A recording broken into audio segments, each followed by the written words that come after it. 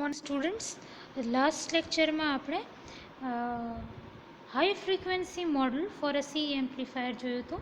High frequency model for a C amplifier એટલે આવું આપણે પાઈ મોડલ જોયું હતું. હાઇબ્રિડ મોડલ આપણે જોયું હતું that shows the transistor in CE connection. હવે આ સેમ મોડલ જે છે આપણે સ્ટડી કરશું. આ સેમ મોડલ આપણે નેક્સ્ટ ટોપિક આર્ટિકલ 16.2માં સ્ટડી કરશું. આ ટોપિક શું છે? CE high frequency model with a resistive load. એટલે ઉપર જે તમે મોડલ જોયું એનામાં શું કરવાનું કે આઉટપુટમાં તમને એક રેઝિસ્ટિવ લોડ લગાવી દેવાનો. તમારે સીઈ કનેક્શનમાં આઉટપુટ કોના ક્રોસ હોય?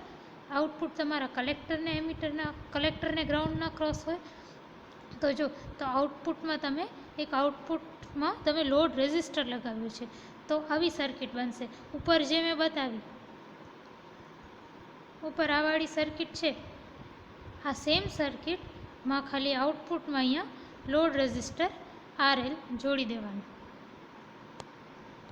તો એ જ વસ્તુ અહીંયા કરી છે.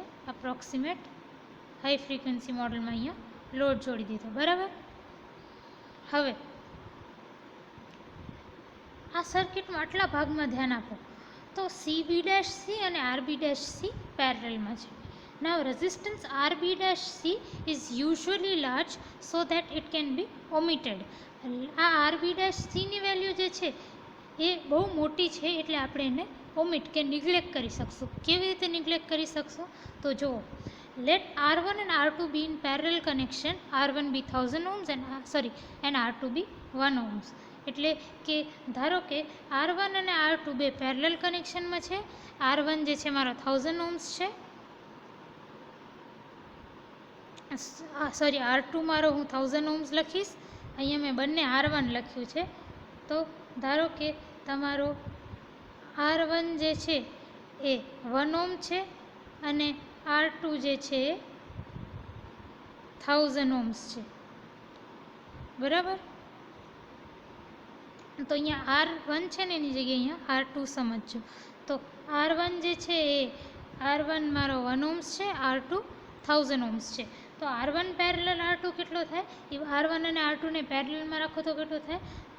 તમારો આવે 0.99 જેટલો આવે. 1000 × 1/1000 + 1 તો કેટલો આવે? 0.99 ohms, which is nearly equal to 1 ohm.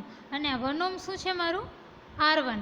તો R1 પેરેલલ R2 કેવું થઈ ગયું? R1 પેરેલલ R2 લગભગ R1 જેટલું થઈ ગયું. R1 પેરેલલ R2 મારું R1 જેવું થઈ ગયું. તો આપણે શું ઓમિટ કર્યું? R2 ઓમિટ કરી દીધું. બરાબર. તો R2 શું છે? R2 મારો લાર્જર રેઝિસ્ટન્સ છે. તો જ્યારે તમે કોઈ પણ બે રેઝિસ્ટર પેરેલલમાં રાખો R1 અને R2, તો અગર એકની વેલ્યુ જે છે એકની વેલ્યુ બીજાના વેલ્યુથી બહુ વધારે હોય, ધારો કે R2 ની વેલ્યુ R1 કરતાં બહુ મોટી છે, તો R1 પેરેલલ R2 જ્યારે તમે કરો ત્યારે તમે શું લખી શકો કે તમે જે મોટીવાળી વેલ્યુ હોય ને, મોટી R1 પેરેલલ R2 કેવું થશે?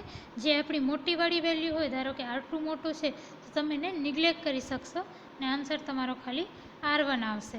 તો અગર કોઈ પણ બે રેઝિસ્ટર પેરેલલમાં હોય, કોઈ પણ બે વસ્તુ પેરેલલમાં હોય, એમાં અગર એકની વેલ્યુ બીજાની વેલ્યુ કરતાં બહુ મોટી હોય તો તમે એ જે મોટી વેલ્યુવાળું જે છે એને તમે ઇગ્નોર કરી શકો. તો આ સર્કિટમાં આટલા ભાગમાં જે છે RB'(C) છે ને યુઝ્યુઅલી બહુ મોટો હોય છે એટલે તમે RB'(C) ને ઓમિટ કરી શકો છો. Similarly RC is also greater than RL, so it can be omitted. એટલે કે તમે એને પણ ઇગ્નોર કરી શકો છો. તો તમે આટલાકમાં ધ્યાન આપો આ એરિયામાં. તો જો તમને બે રેઝિસ્ટર પેરેલલમાં દેખાય છે, એક RC છે અને એક RL છે. એ બંને પેરેલલમાં છે. હવે RCE ની વેલ્યુ પણ છે ને આપણા લોડ રેઝિસ્ટર કરતાં હંમેશા ઘણી મોટી હોય એટલે હું RCE ને પણ ઇગ્નોર કરી શકીશ. તો આપણે શું ઇગ્નોર કર્યું? એક RB'(C) ઇગ્નોર કર્યું અને એક RCE ઇગ્નોર કર્યું. બરાબર, નિગ્લેક્ટ કર્યું. તો તમારી સર્કિટ કેવી બની જશે? તમારી સર્કિટ આવી બની જશે. જો ઉપરવાળી સેમ સર્કિટ છે, ખાલી એમાંથી RB' નથી અને RCE નથી, તમારી આવી બની જશે સર્કિટ. બરાબર, આ સર્કિટ છે ફિગર 16.2 પેજ નંબર 268. હવે નેક્સ્ટ ટોપિક છે article 16.3 CE short circuit current gain. CE short circuit current gain, આ ટોપિકમાં તમને શું સ્ટડી કરવાનું છે? ફર્સ્ટ છે સી, ફર્સ્ટ તમારી વર્ડ છે આ ટોપિક છે CE, મતલબ કે તમે કોમન એમિટર એમ્પ્લીફાયરની વાત કરો છો. શોર્ટ સર્કિટ એટલે શું? શોર્ટ સર્કિટ કરંટ ગેઇન એટલે શું? શોર્ટ સર્કિટ એટલે કે તમે આ જે આઉટપુટ છે ને, તમારો આઉટપુટ જે છે, આઉટપુટ એને શોર્ટ સર્કિટ કરો છો. તમારો જે ટ્રાન્ઝિસ્ટરનો જે આઉટપુટ, સોરી એમ્પ્લીફાયરનો જે આઉટપુટ છે એને તમે શોર્ટ કરો છો. વિચ મીન્સ કે તમારો જે લોડ છે, અહીંયા આ જે લોડ છે, આ લોડને તમે શોર્ટ કરી નાખો છો, આ લોડને શોર્ટ કરી નાખો છો, તો તમારું શું મળશે? CE short circuit. તો અહીંયા જો વેન વી શોર્ટ RL, આપણે RLને શોર્ટ કરીશું, તો આ ઉપરવાળી જ સર્કિટ છે, સેમ સર્કિટ છે, અહીંયા ડ્રો કરી છે, પણ ખાલી આને શોર્ટ સર્કિટ કરી નાખ્યું છે, અહીંયા શોર્ટ સર્કિટ કરી નાખ્યું છે, તો તમારી કંઈક આવી સર્કિટ બનશે. બરાબર, હવે તમે જોશો તો આ પોઈન્ટ ઉપર જો તમે ધ્યાન આપો તો CB' અને CB' બંને પેરેલલમાં છે. બરાબર, તો આ સર્કિટ જેવી સેમ બીજી સર્કિટ ડ્રો કરું છું, ખાલી તમને સમજાવવા માટે આ પેરેલલમાં બતાવ્યા છે. બરાબર, હવે તમને ખબર છે કે કોઈ પણ બે કેપેસિટર પેરેલલમાં હોય, C1 અને C2 અગર પેરેલલમાં હોય તો એનું ઇક્વિવેલન્ટ કેપેસિટર કેટલું થાય? C1 + C2. એટલે બે કેપેસિટર પેરેલલમાં હોય તો એનું ઇક્વિવેલન્ટ કેપેસિટન્સ કેવું થાય? એ બંનેનો સમ. તો એ જ વસ્તુ અહીંયા બતાવી છે કે CB' અને CB' પેરેલલમાં છે, તો એનું ઇક્વિવેલન્ટ કેપેસિટન્સ કેટલું છે? CB' + CB'. બાકી આ સેમ સર્કિટ, આખી સર્કિટ સેમ જ છે, ખાલી આ બંને કેપેસિટન્સને એક કેપેસિટર બનાવી નાખ્યું છે, CB' + CB'. હવે તમારે છે ને કરંટ ગેઇનની એક ફોર્મ્યુલા આપેલી છે, CE શોર્ટ સર્કિટ કરંટ ગેઇનની ફોર્મ્યુલા આપેલી છે, which is current gain AI = IL/II. હવે કરંટ ગેઇન એટલે શું? કરંટ ગેઇન એટલે output current by input current. તો આઉટપુટ કરંટ મને ક્યાં મળે છે? કલેક્ટરને એમિટરના ક્રોસને કેટલો છે? IL. તો output current IL versus divided by input current. Input current મને ક્યાં મળે છે? અહીંયા મળે છે. ઇનપુટ કરંટ કેટલો છે? II. ઇનપુટ સાઈડને જે બેઝ એમિટર છે, બેઝ એમિટરના વચ્ચે મને ઇનપુટ કરંટ મળે છે, એ છે II. તો આઉટપુટ કરંટ છે IL અને ઇનપુટ કરંટ છે II. તો કરંટ ગેઇન કેટલો હશે? કરંટ ગેઇન મારો હશે IL/II, which is equal to -HFE/1 + JF/Fβ. આ તમને કરંટ ગેઇનની ફોર્મ્યુલા ડાયરેક્ટ આપેલી છે, -HFE / 1 + JF/Fβ. એમાં HFE શું છે? તમારું HFE જે છે એ લો ફ્રીક્વન્સીમાં તમે સ્ટડી કર્યું હતું.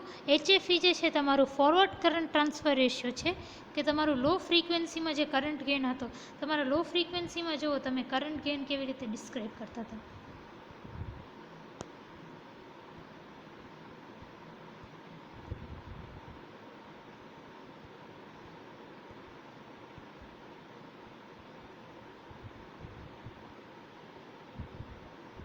આવાળી ટોપિકમાં જો તમે લો ફ્રીક્વન્સીનો CE કાસ્કેડ સ્ટેજ જ્યારે સ્ટડી કરતા હતા આર્ટિકલ 15.3માં, ત્યારે થર્ડ સ્ટેજનું જે કરંટ ગેઇન હતું એ -HFE હતું. પછી સેકન્ડ સ્ટેજનું કરંટ ગેઇન AI2 પણ HFE હતું, અને ફર્સ્ટ સ્ટેજનું પણ મારું જે છે -HFE હતું કરંટ ગેઇન. વિચ મીન્સ કે HFE શું છે? મારું લો ફ્રીક્વન્સીનું એક પેરામીટર છે. લો ફ્રીક્વન્સીમાં મારું ફોરવર્ડ કરંટ ટ્રાન્સફર રેશિયો છે, વિચ મીન્સ HFE મારું લો ફ્રીક્વન્સીનું એક પેરામીટર છે. બરાબર, અને બીજું શું છે? બીજું છે મારું પેરામીટર કયું છે? અહીંયા HFE તો છે જ, મારું બીજું પેરામીટર કયું છે? F beta. હવે F beta is equal to 1/2 pi R B dash E into C B dash E plus C B dash C. આ એફ બીટા જે છે એ મેં કઈ રીતે લખ્યું એ તમને કહીશ. HFEને નામ આપ્યું છે short circuit small signal forward current transfer ratio. હવે HFE મેં કીધું, HFE શું છે? તમારું ફોરવર્ડ કરંટ ટ્રાન્સફર રેશિયો છે, બરાબર. અને અહીંયા મેં આગળ શોર્ટ સર્કિટ સ્મોલ સિગ્નલ કેમ લખ્યું છે? કારણ કે આપણે આને જ્યારે ડિફાઇન કરીએ છીએ ત્યારે સર્કિટને શોર્ટ સર્કિટ કરીએ છીએ, આપણે લોડને શોર્ટ સર્કિટ કરી દઈએ છીએ. એટલે અને આપણે અંદર ઇનપુટમાં છે ને સ્મોલ સિગ્નલ અપ્લાય કરીએ છીએ, બહુ મોટી સિગ્નલ અપ્લાય નથી કરતા. એટલે HFEને આ કેસમાં HFEને શું કહેશું? HFEને કહેશું short circuit small signal forward current transfer ratio. અને આજે મેં એફ બીટા ડિફાઇન કર્યું છે ને, એફ બીટાને આપણે કહેશું, એફ બીટાને બીટા કટ ઓફ ફ્રીક્વન્સી કહેશું. Beta cut off frequency, F બીટાને આપણે બીટા કટ ઓફ ફ્રીક્વન્સી કહેશું. હવે બીટા કટ ઓફ ફ્રીક્વન્સી એટલે કઈ frequency? Beta cut off frequency એટલે એ frequency, it is the frequency at which a transistor CE short circuit current gain drops to 3 dB from its value at low frequency. હવે cut off frequency એટલે કેવી frequency? તમને cut off frequency જ્યારે તમે study કરતા હતા, FP ઓર F1, F2 તમે જે સ્ટડી કરતા હતા, એ કટ ઓફ ફ્રીક્વન્સી શું હતી? કટ ઓફ ફ્રીક્વન્સી એ ફ્રીક્વન્સી હતી જેમાં તમારો ગેઇન જે છે, તમારો ગેઇન જે છે મેક્સિમમ કરતાં √2 ટાઈમ્સ ઘટી જાય છે. એ પોઈન્ટને તમે એ જે હતું એને તમે કટ ઓફ ફ્રીક્વન્સી કહેતા હતા, બરાબર. તો બીટા કટ ઓફ ફ્રીક્વન્સી શું છે? બીટા કટ ઓફ ફ્રીક્વન્સી એવી ફ્રીક્વન્સી છે જ્યારે ટ્રાન્ઝિસ્ટરનું CE short circuit current gain જે છે 3 dB ડ્રોપ થઈ જાય છે. 3 dB ડ્રોપ થઈ જાય છે. 3 dB ડ્રોપ થવું એટલે શું થવું? √2 ટાઈમ્સ ઘટી જવું. આ ધારો કે મારો મેક્સિમમ ગેઇન એવી છે, મેક્સિમમ ગેઇન AI ઓર એવી છે, તો જ્યાં તમારું AI બાય √2 થઈ જાય છે ત્યાં તમારું કયું શું છે? કટ ઓફ ફ્રીક્વન્સી છે. કટ ઓફ ફ્રીક્વન્સી છે કે તમારી લોઅર શું કહેવાય 3 dB ફ્રીક્વન્સી છે, બરાબર. તો હવે આપણે આ ટોપિકમાં કોની વાત કરીએ છીએ? તો આપણે CE શોર્ટ સર્કિટની વાત કરીએ છીએ. CE શોર્ટ સર્કિટની વાત કરીએ છીએ. અહીંયા આપણે કયો કરંટ ગેઇન ડિફાઇન કર્યો? તો CE શોર્ટ સર્કિટનો કરંટ ગેઇન ડિફાઇન કર્યો. હવે આ જે CE શોર્ટ સર્કિટનો કરંટ ગેઇન જે પોઈન્ટ ઉપર √2 ટાઈમ્સ ઘટી જાય ઓર 3 dB જેટલું ઓછું થઈ જાય, એ ફ્રીક્વન્સીને આપણે બીટા કટ ઓફ ફ્રીક્વન્સી કહેશું. તો એ જ વસ્તુ મેં લખી છે, the beta cut off frequency is the frequency at which transistors short circuit current gain, CE short circuit current gain drops to 3 dB from its value at low frequency.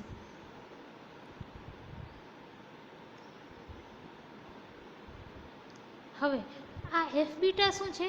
મારો F beta શું છે? F beta is nothing but cut off frequency. Cut off frequency કઈ બાજુ?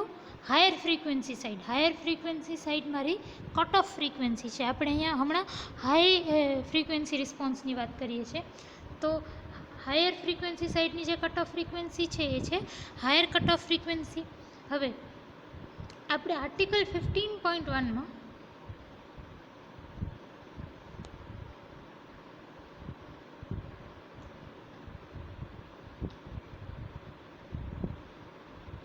Article 15.1માં higher cut off frequency અને lower cut off ફ્રીક્વન્સીની value જોઈતી.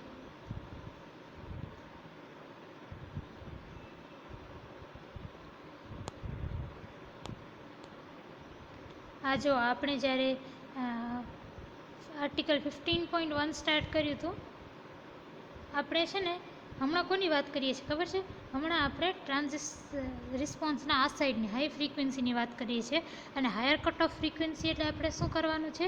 એ જ્યાં √2 ટાઈમ્સ ઘટી જાય છે ગેઇન, એ વાળો પોઈન્ટ. એટલે અહીંયા FO કે પછી તમે FO કે F2 તમે કહી શકો, એ ફ્રીક્વન્સીની વાત કરીએ છીએ આપણે. આ જે છે ને FO એ ડિરાઈવ પણ કર્યો છે.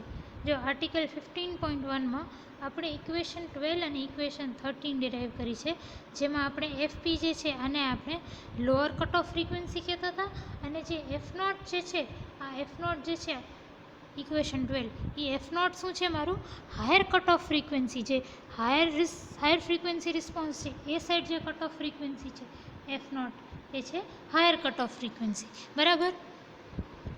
તો હાયર કટ ઓફ ફ્રીક્વન્સી શું છે 1/2π r ઇન્ટુ સીઈ. બરાબર. હવે ધ્યાનમાં રાખજો, હાયર કટ ઓફ ફ્રીક્વન્સીનો ફોર્મ કેવો હોય 1/2π ઇન્ટુ સી ઇન્ટુ આર. બરાબર. હવે તમે પાછા તમારી સર્કિટ ઉપર આવી જાઓ.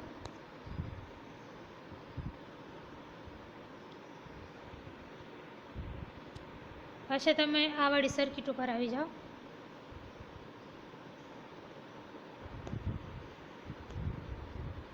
તો તમારા ઇનપુટ સાઇડમાં ધ્યાન આપો. ઇનપુટ સાઇડમાં જે ઇનપુટ સાઇડ છે, ઇનપુટ તમારો ક્યાં અપ્લાય થાય છે બેઝ ટુ એમીટરના વચ્ચે. બરાબર. બેઝ ટુ એમીટરના વચ્ચે. તો તમારે ઇનપુટ સિગ્નલ ઇનપુટ સાઇડ કઈ છે બેઝ ટુ એમીટરના વચ્ચે જે છે એ. તો બેઝ જંક્શન અને એમીટર જંક્શનની વચ્ચે રેઝિસ્ટર કયો છે RB', અને કેપેસિટન્સ કયો છે CB', પ્લસ CB'. તો એફ તમારું શું હતું, તમારો હાયર કટ ઓફ ફ્રીક્વન્સી શું હતી 1/2π ઇન્ટુ આર ઇન્ટુ સી. તો આરની જગ્યાએ તમે RB' નાખી દો, અને જે સી છે, સી કેટલું છે આપણું CB' પ્લસ CB'.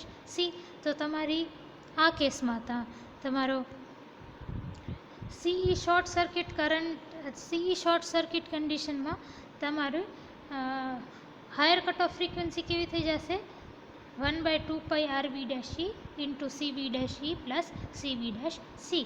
બરાબર. એ તમારી હાયર કટ ઓફ ફ્રીક્વન્સી થઈ જશે. અને કટ ઓફ ફ્રીક્વન્સીને મેં કઈ રીતે દર્શાવ્યું છે એફ બીટા. તો આ બરાબર સમજો કે મેં આ એફ બીટાને આ રીતે શું કામ લખ્યું. હવે નેક્સ્ટ છે આપણું આલ્ફા કટ ઓફ ફ્રીક્વન્સી. આપણે એફ બીટા અને બીટા કટ ઓફ ફ્રીક્વન્સી જેવી રીતે ડિફાઇન કર્યું, એ જ રીતે આપણે alpha cut off frequency define કરશું. આલ્ફા કટ ઓફ ફ્રીક્વન્સી એટલે શું? આપણે બીટા કટ ઓફ ફ્રીક્વન્સી કેવી રીતે ડિફાઇન કર્યું કે જ્યારે CE short circuit current gain drops to 3 dB. આપણે સીઈ એમ્પ્લીફાયરની વાત કરતા હતા, કોમન એમિટર એમ્પ્લીફાયરની. હવે આપણે શું કરશું, કોમન બેઝ એમ્પ્લીફાયરની વાત કરશું. તો કોમન બેઝ એમ્પ્લીફાયરમાં જ્યારે તમારો શોર્ટ સર્કિટ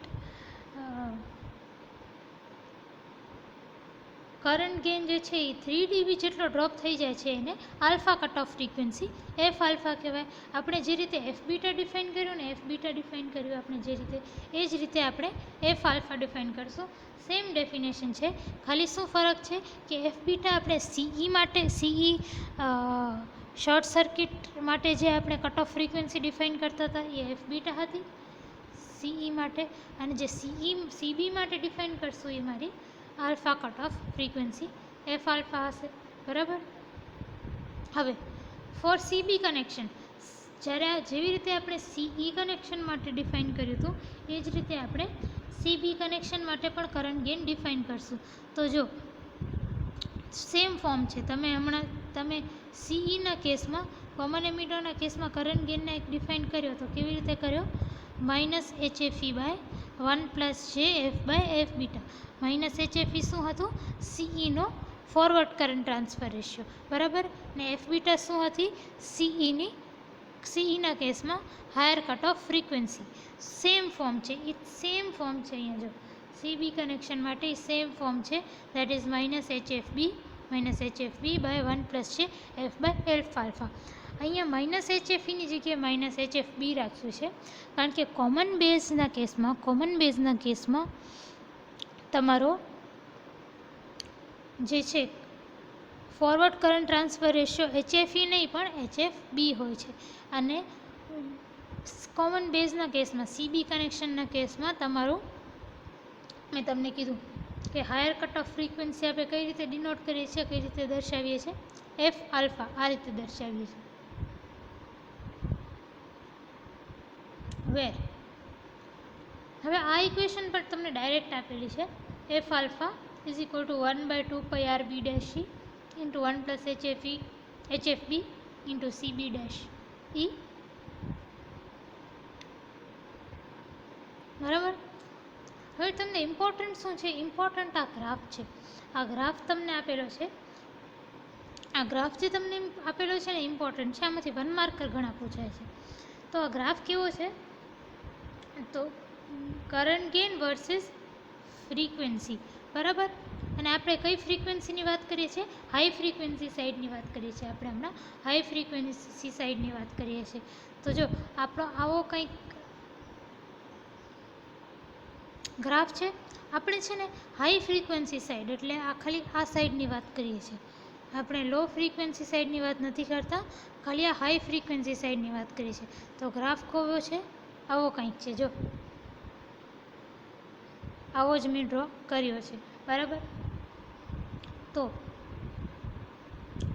તમારો આ ગ્રાફ જો એ જ મેં તમને જે ગ્રાફ આ રીતે બતાવ્યો હતો કે હાઈ ફ્રીક્વન્સીમાં આવો ગ્રાફ, મતલબ ટોટલ તમારો ફ્રીક્વન્સી રિસ્પોન્સનો ગ્રાફ આવો છે.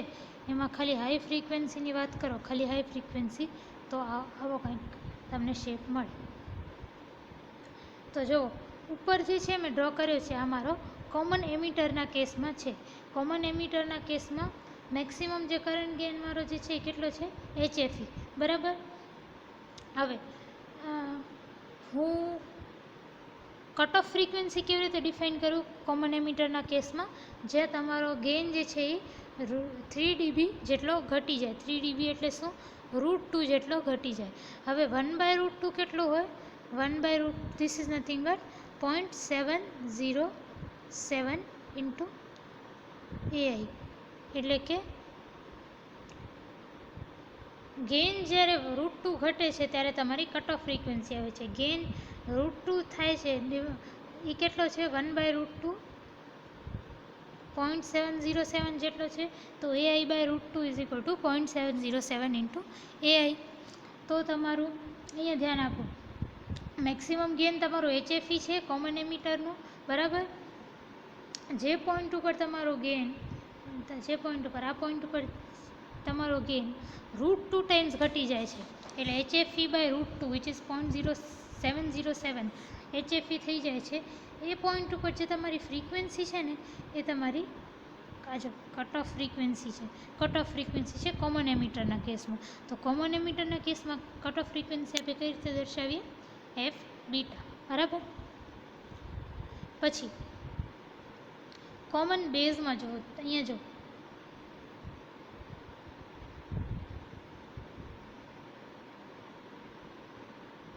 બરાબર ધ્યાન આપો આ ફિગરમાં.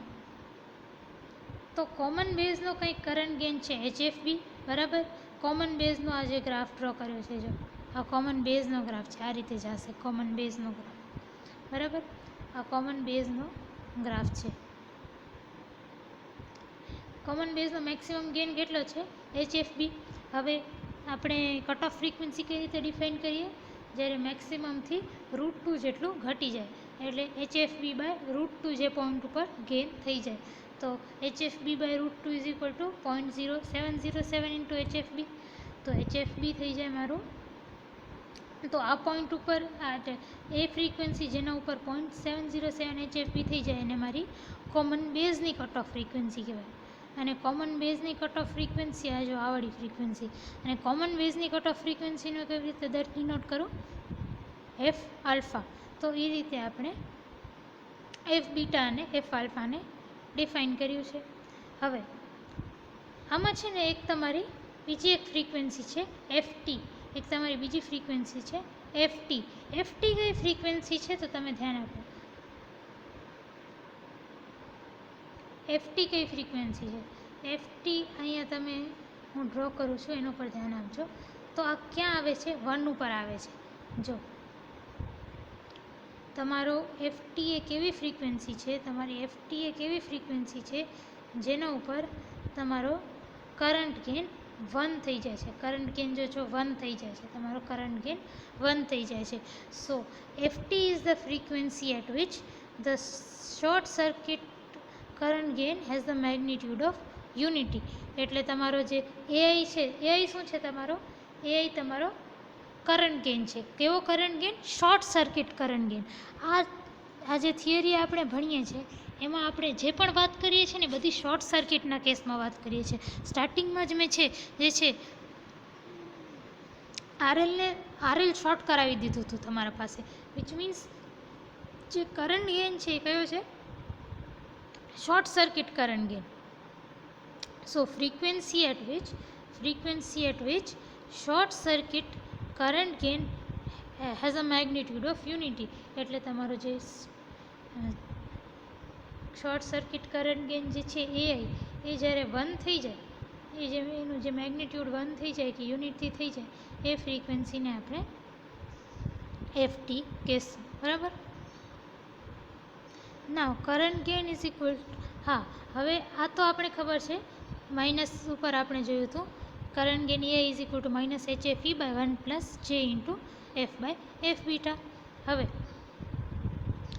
તમે કોઈ પણ એક નંબર ઇમેજનરી નંબર છે એક્સ પ્લસ આઈવાય, એનો તમે મોડ લ્યો એટલે કે એનો તમે મેગ્નિટ્યુડ લો તો કેવું થઈ જાય? Under root of X square plus Y square. બરાબર. આ નંબર એવો જ છે, જો આ નંબર એવો જ છે. હવે તમે આનું મેગ્નિટ્યુડ લો, એટલે આખા ઇક્વેશનનું એકચ્યુઅલી તમે આખા ઇક્વેશનનું મેગ્નિટ્યુડ લો તો શું થઈ જાય? આ જે એઆઈ છે એની જગ્યાએ એઆઈનું મેગ્નિટ્યુડ અને આ જે છે માઇનસ HFE, આનો તમે મોડ લો તો ખાલી HFE બચી જાય, કારણ કે તમે જ્યારે મોડ લો ત્યારે એની સાઇનને કન્સિડર નથી કરતા. બરાબર. અને આ વેલ્યુ શું થઈ જાય? તો under root of X square plus Y square. X શું છે? 1, તો under root of 1 square plus F by F બીટાનો સ્ક્વેર. તો તમારી આવી કંઈક ઇક્વેશન થઈ જશે. બરાબર. અને મેં તમને કીધું હતું કે at F is equal to FT, જ્યારે તમારી ફ્રીક્વન્સી એફટી હોય ત્યારે તમારું કરંટ ગેઇન કેવું થઈ જાય? યુનિટી થઈ જાય. તો આજે તમારું કરંટ ગેઇન યુનિટી થઈ જાય છે, આપણે જોયું. તો આ વસ્તુ બરાબર ધ્યાનમાં રાખજો. જ્યારે એફની જગ્યાએ તમે આ ફોર્મ્યુલામાં તમે એફની જગ્યાએ જ્યારે એફટી સબસ્ટિટ્યૂટ કરશો ત્યારે કરંટ ગેઇન આ એઆઈ 1 હશે. બરાબર. ના હવે તમે અહીંયા ધ્યાન આપો તો એફટી જે છે એ લગભગ 10⁻⁷ હર્ટ્ઝ જેટલું છે અને એફ બીટા જે છે એ 10⁵થી પણ ઓછું છે, which means FT is very greater than F beta. તો એફ બીટાને આ બાજુ લઈ જાઓ, એફ બીટાને તમે નીચે લઈ જાઓ આ રીતે, તો આવું કંઈક થાય. FT by F beta is very greater than 1. F બીટાને તમે અહીંયા લઈ જાઓ એફટીના ડિવિઝનમાં, તો આવું કંઈક થઈ જાય. આ ઇક્વેશન ધ્યાનથી જોજો કે FT is very greater than F beta, તો FT by F beta is also very greater than 1. બરાબર. તો હવે આ ત્રણેય વેલ્યુને આપણે આ ઇક્વેશનમાં સબસ્ટિટ્યૂટ કરશું. તો મેં શું કીધું હતું કે જ્યારે એફની જગ્યાએ તમે એફટી લખો છો ત્યારે એઆઈની જગ્યાએ તમને 1 લખવાનું. AI magnitude of A is equal two 1. અને એફટી બાય એફ બીટા, અહીંયા જુઓ, એફટી બાય એફ બીટા આ જે ઇક્વેશન છે એનામાં એફટી બાય એફ બીટા જે છે એ 1થી ઘણો મોટો છે. એફટી બાય એફ બીટા અગર 1થી ઘણો મોટો હોય તો હું 1ને નિગ્લેક્ટ કરી શકું, 1ને ઇગ્નોર કરી શકું, કારણ કે આ 1 જે છે એ બહુ નાનો છે એફટી બાય એફ બીટાના રિસ્પેક્ટમાં. એફટી બાય એફ બીટાના રિસ્પેક્ટમાં 1 બહુ નાનો છે, તો 1ને હું ઇગ્નોર કરી શકું. તો અંદર તમારું શું બચશે? Under root of FT by F બીટાનો હોલ સ્ક્વેર. બરાબર. હવે આને જુઓ, અંડર રૂટ અને હોલ સ્ક્વેર, અંડર રૂટ પણ છે અને હોલ સ્ક્વેર પણ છે, તો એકબીજાને કેન્સલ કરશે. તો તમારું શું બચશે? 1 is equal to HFE by FT by F beta, આવું કંઈક બચશે. બરાબર. એફ ટી બાય એફ બીટાને આ બાજુ લઈ જાઓ, એફ ટી બાય એફ બીટાને આ બાજુ લઈ જાઓ, તો તમારું ઇક્વેશન કેવું બનશે? F T by F beta is equal to H F E or F T is equal to H F E into F beta. બરાબર.